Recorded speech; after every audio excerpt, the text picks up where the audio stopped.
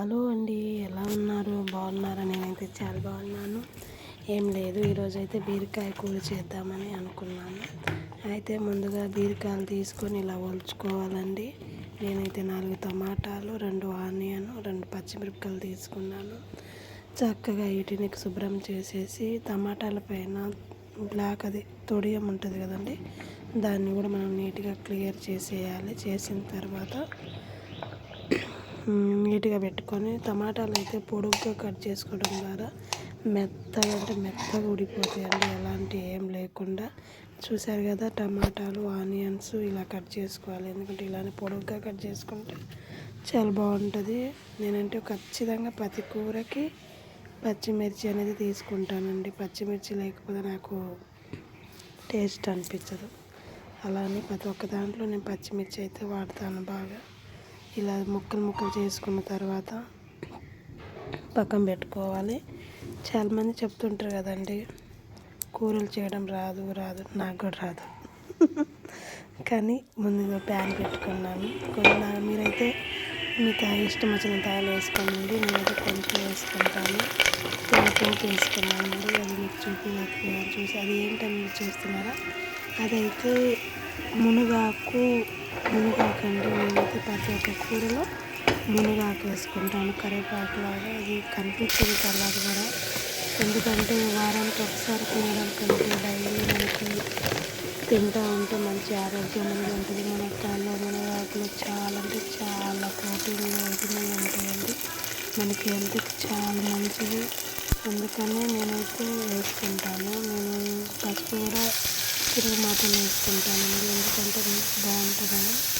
పసుపు వేసుకోవడం ద్వారా బాగుంటుంది. ఇంకోటి ఏంటంటే నేను ఎక్కువగా కల్లుప్పు వాడతాను. కల్లుప్పు వేయడం ద్వారా మంచి టేస్ట్ అనేది వస్తుందండి. సాల్ట్ వేసుకుంటే టేస్ట్ నాకు అనిపించదండి అసలు. ఖచ్చితంగా కల్లుప్పే వాడతాను నేను. మీరు ఏం వాడతారో చెప్పండి, నేను కూడా అదే పాటిస్తాను. మార్నింగ్ అండి, ఇది మార్నింగ్ పిల్లల కోసం వేసుకోండి కర్రీ. నేనైతే టిఫిన్ సెక్షన్ వేసేసినానండి. చూసాను కదా, ఇప్పుడు అవి వేసేసాను. టమాటా వేసేసాను, బీరకాయ, టమాటా. ఇప్పుడు నేనైతే ఇప్పుడైతే కారం వేసుకుంటానండి. నేను తగినంత కారం ఖచ్చితంగా వేసుకుంటాను.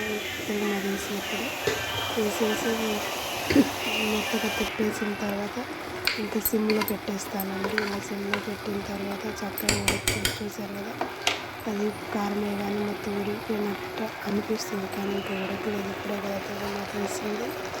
అలా చేసుకుంటా నేను కూడా చాలా కష్టపడి నేర్చుకుంటున్నాను వంటలు. నేను ఏం జరిగిందంటే, నేను చదువుతున్నప్పుడే నన్ను పెళ్లి చేసేసారు నాది.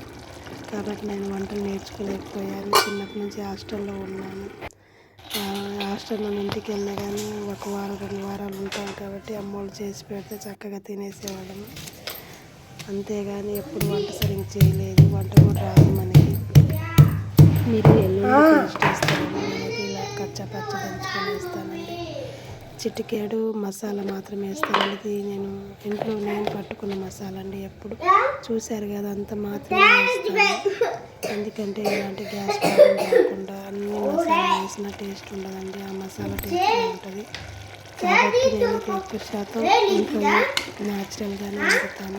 ఇది కూడా నచ్చితే లైక్ చేయండి, షేర్ చేయండి.